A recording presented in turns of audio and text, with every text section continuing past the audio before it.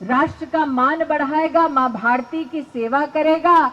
आज उस पुण्य आत्मा को भी मंच की ओर से, सभी कार्यकर्ताओं की ओर से श्रद्धांजलि के श्रद्धा सुमन अर्पित करती हूं। आज सतीश जी ने मुझे अभिभूत किया कार्यकर्ताओं की बात करके। सतीश जी, कई लोग जब मुझसे मेरा परिचय मांगते हैं तो मैं ये नहीं कहती कि मैं पूर्व सांसद, पूर्व मंत्री या वर्तमान कार्यकर्ता हूं।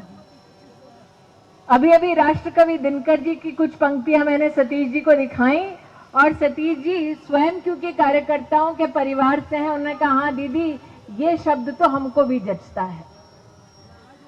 राष्ट्रकवि दिनकर जी से किसी ने कभी पूछा होगा उनका परिचय, तो उन्होंने जो कविता के माध्यम से अपने परिचय में शब्दों को लिखा, आज वही शब्द शायद कार्यकर्ता को भी भाएंगे।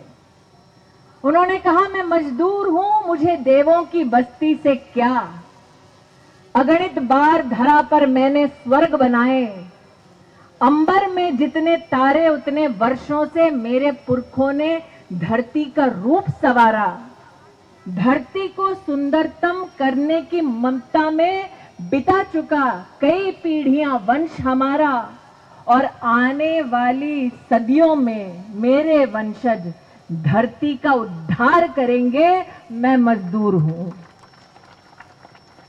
उमाशंकर पांडे जी, दयाशंकर जी आज यहां उपस्थित हैं, मनीषी जी विद्यमान हैं, गोविंद बाबू देख रहे हैं, मुन्ना भी आज इस सभा में उपस्थित हैं।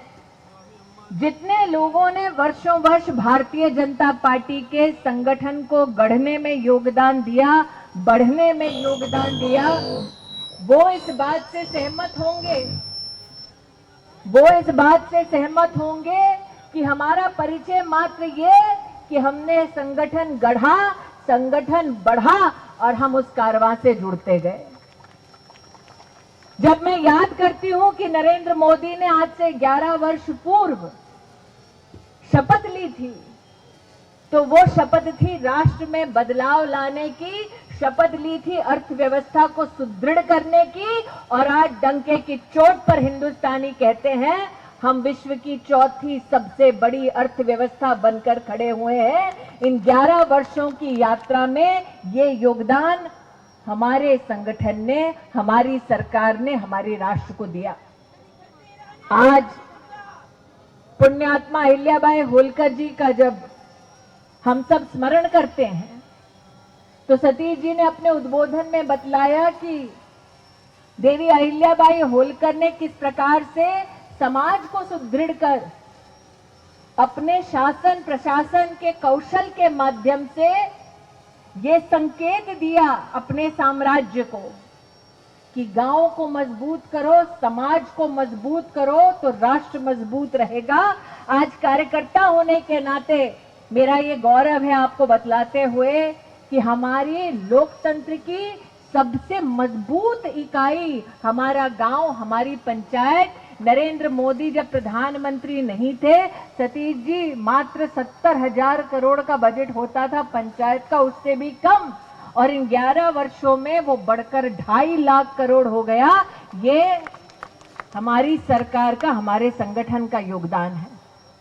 यहाँ आशा वाजपेयी हैं, ममता बैठी हैं, महिला मोर्चा की कई हमारी स्नेही सम्मानित बहनें उपस्थित हैं।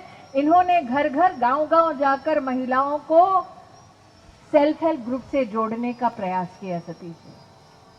लेकिन एक कार्यकर्ता होने के नाते मुझे इस बात का गौरव है कि जब नरेंद्र मोदी प्रधानमंत्री नहीं थे, साल 2014 तक मात्र देश में 19 लाख बहनें सेल्फ हेल्प ग्रुप से जुड़ी थी।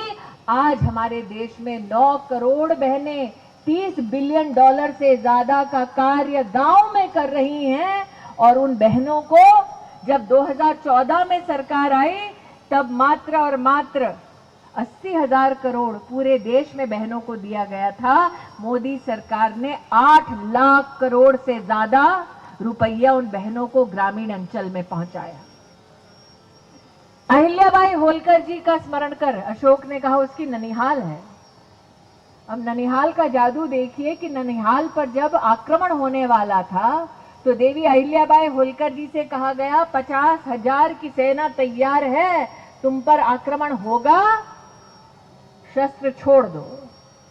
अहिल्याबाई होलकर जी टस से मस नहीं हुई, कोई मदद के लिए नहीं आया। उन्होंने 500 महिलाओं की फौज बनाई। 50,000 सैनिकों के सामने वो 500 महिलाएं डटकर खड़ी हुई कि और भले कोई ना आए, हम अपने राज्य और राष्ट्र की सुरक्षा के लिए कटिबद्ध है। और 50,000 की फौज के सामने, दुश्मन फौज के सामने मात्र 500 महिलाओं ने तलवार उठाई। और इसलिए आज मुझे ये कहते हुए बहुत खुशी होती है कि वो अमेठी है जहां फैक्ट्रियां बंद थी आज से 11 साल पहले, आज ये वो अमेठी बन चुकी है जहां पर अशोक ने और आपने सतीश जी कहा 25,000 करोड़ का काम हुआ है, लेकिन उसमें से सबसे अहम जो काम हुआ वो AK-203 की राइफल की फैक्ट्री बनी। भारत की सेना को यहां से 35,000 गन्स देने का काम, राइफल देने का काम अमेठी AK-203 की फैक्ट्री से हुआ। और आज ये कहते हुए मुझे संतोष है